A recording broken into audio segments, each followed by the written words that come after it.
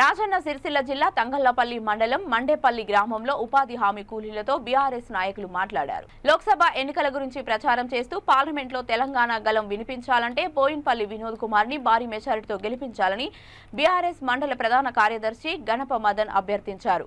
అనంతరం ఎండలో శ్రమిస్తున్న ఉపాధి కూలీలకు మంచిగను అందించారు. ఈ కార్యక్రమంలో మాజీ సర్పంచ్ గణప శివజ్యోతి, మాజీ ఉప సర్పంచ్ ధర్మారెడ్డి నాగరాజు, ఎంపీటీసీ బుస్సు స్వప్న, పలువురు బీఆర్ఎస్ నాయకులు తదితరులు పాల్గొన్నారు.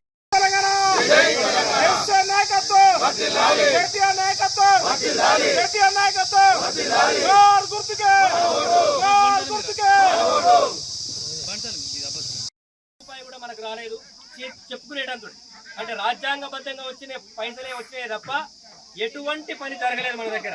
అదే మన వినోదన్నను కనుక గెలిపిస్తే పార్లమెంటులో కొట్లాడి మనకు రావాల్సినటువంటి ఒక నవోదయ పాఠశాల రాలేదు మన జిల్లాకు, అటువంటి రైల్వే లైన్ ఇంకా పూర్తి కాలేదు, ఒక ఐఐటి రాలేదు, ఒక ఐఐఎం రాలేదు, ఏది కూడా ఒక రూపాయి కూడా మనకు రాలేదు.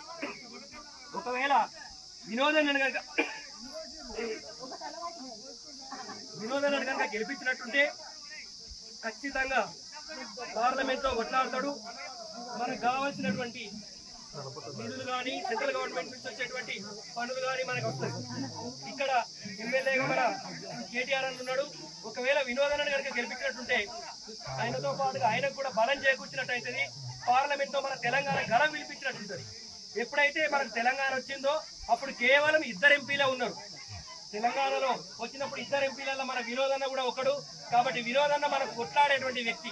కాబట్టి మర్చిపోకుండా కారు గుర్తు కోటేసి మన వినోదన్నను కనుక పార్లమెంట్కి పంపించినట్టుంటే మన ఊరికి కానీ మన మండలానికి కానీ మనకు బలం ఉంటుంది.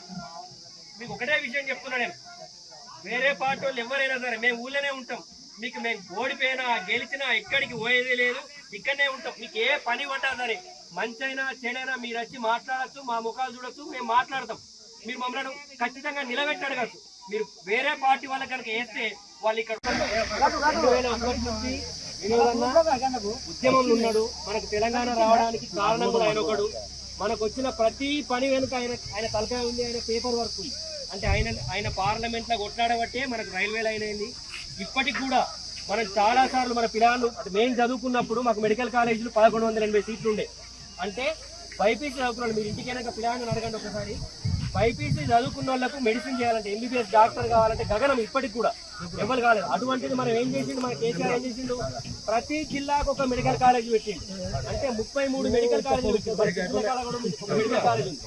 అంటే కొంచెం మనకు బీసీలు కానీ ఎస్సీలు కానీ ఎవరైనా సరే కొంచెం చదువుకున్న ఒక 80% స్టూడెంట్స్ ఎవరైనా ఉంటే వాళ్ళకు కూడా ఇప్పుడు సీట్లు పెరిగినాయి కాబట్టి వాళ్ళు కూడా డాక్టర్ కావడానికి